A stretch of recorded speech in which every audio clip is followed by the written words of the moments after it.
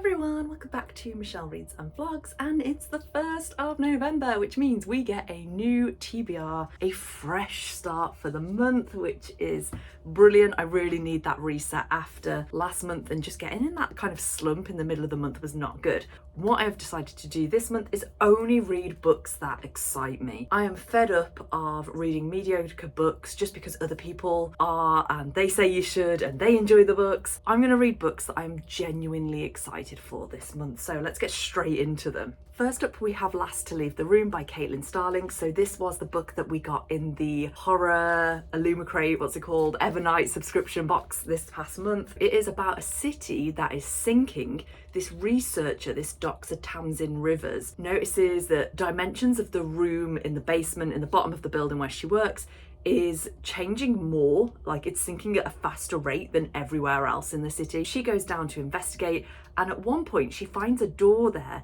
that wasn't there before, and out of this door, when she opens it, comes another version of her, so a doppelganger. As time goes on, this doppelganger is really nice, and it starts almost taking things from her, so she starts losing memories and parts of her personality, and that's kind of all we know. We don't really know more about the door and what's going to happen, but that sounds brilliant.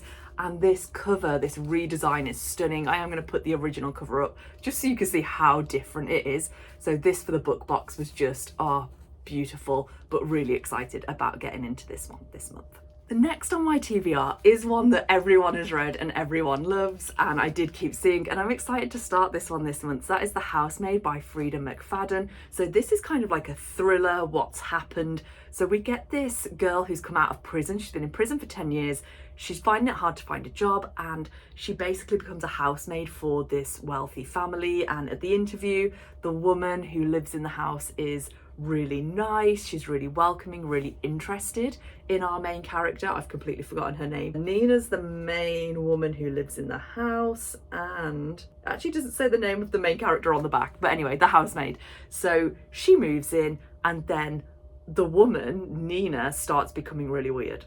We know that something's gonna happen, but how it gets there and the reveal, I've got no idea, but everyone loves this and I am excited to read it, so I'm going to get onto this one this month. There is a sequel to this as well, The Housemaid's Secret, and there's a third one coming out next year. Definitely want to get into this and give it a good go. Next, we have a fiction, which is Christina Lauren's The True Love Experiment. I was actually meant to read this last month. It was a part of my book club that I'm in, and I didn't get around to it. I'm going to be honest, I kind of put it on the back burner because I didn't put it in my TBR, and I was so kind of like hopified because I'm finishing the TBR, and then when things didn't go right, I picked up the No-Show. That was the last book by Beth O'Leary. It's behind me, The Wake Up Call by Beth O'Leary, which I'm glad I did. I really enjoyed that. But yeah, this was, when it came out, I was so hyped for it, and I just haven't got to it yet. As I said, it was the book club month for last month. I'm not sure if it turns into romance, even though it is kind of romance based. I don't think we're going to get those scenes. I can't remember with Christina Lauren's writing if we go that far. But it is a second book to The Soulmate Equation, which I did read and really enjoyed.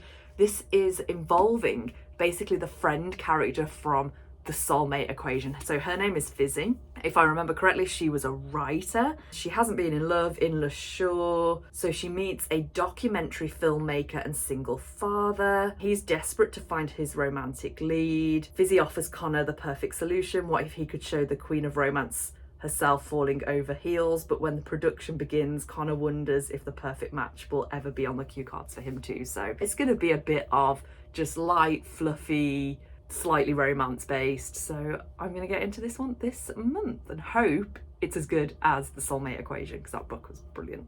We have got the second book in the Before the Coffee Gets Cold series. So this is Tales from the Café by Toshikazu Kawaguchi. I always have to look at his name when I'm saying that. The first book is based on an idea where there's a cafe in Japan where if you sit in this one particular seat, you can go or you can travel in time, but there's rules with traveling in time. You have to stay in that seat in the cafe. You can't leave the seat.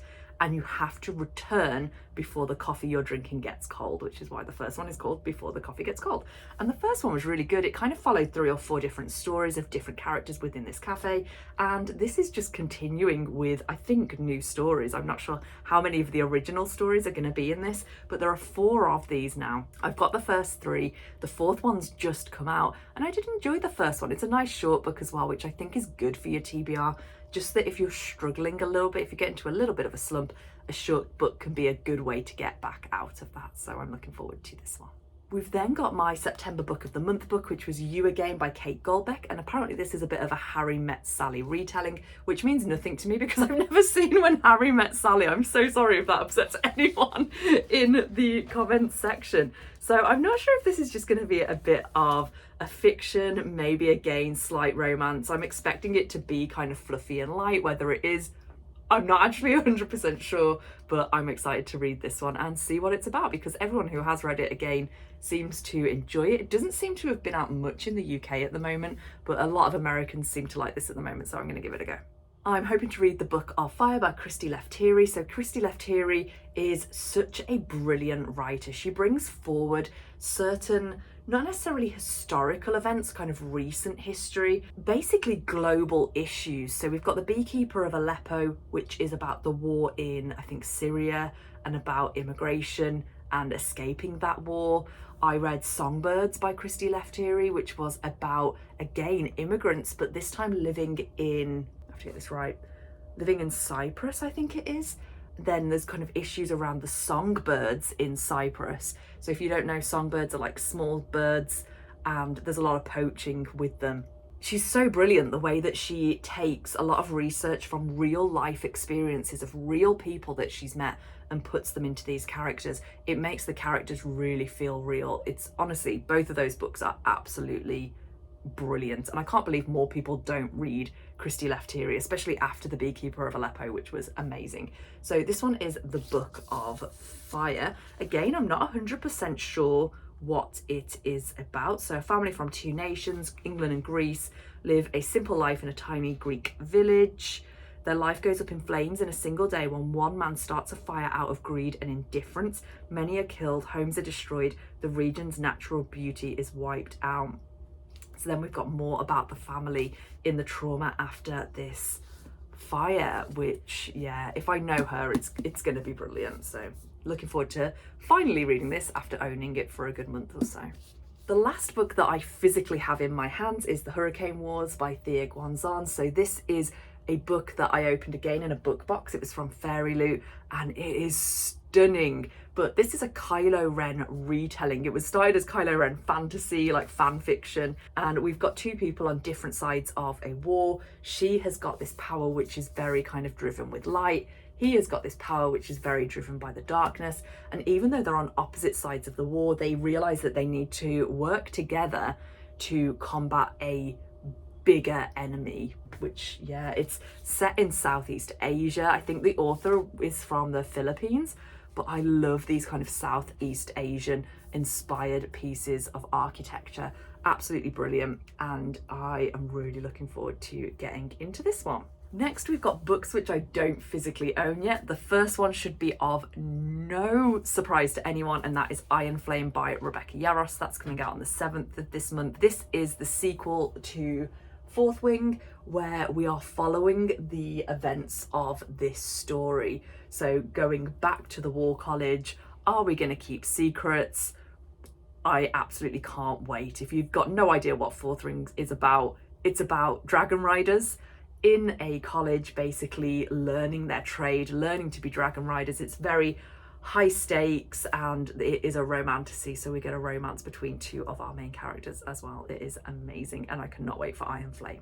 The next is another of my most anticipated reads for autumn, which is Bookshops and Bonedust by Travis Baldree. So this is the not sequel to, what on earth, I always forget the name of it, Legends and Lattes. So it's not a sequel, it's almost a kind of prequel, but it is another story on its own, but about the main character Viv. So Viv is an orc, I think, and in Legends and Lattes, she's basically retired and she sets up a coffee shop in this small town that the people have never met her before and they've never heard of coffee.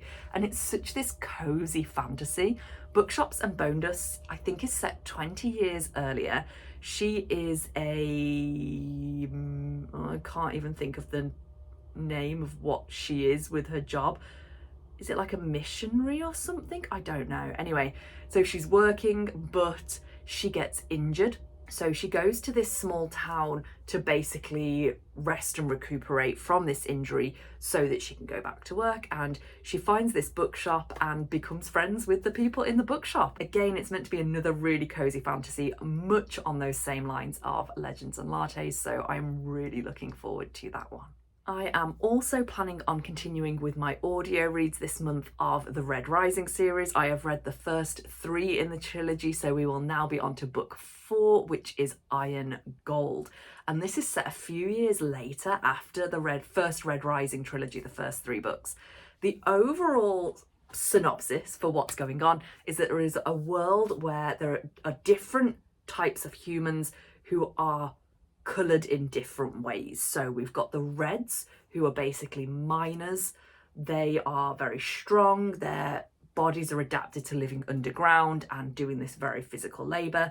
And then we've got all these different colours that do different types of jobs. At the top, you've got Golds. They are basically the leaders of society. And what we find out in the very first book is that the Reds are being kept in slavery. They are being told a lie to keep them in slavery. They're told that the only way that the world will be able to continue to survive and humanity is if you keep working and if you keep mining.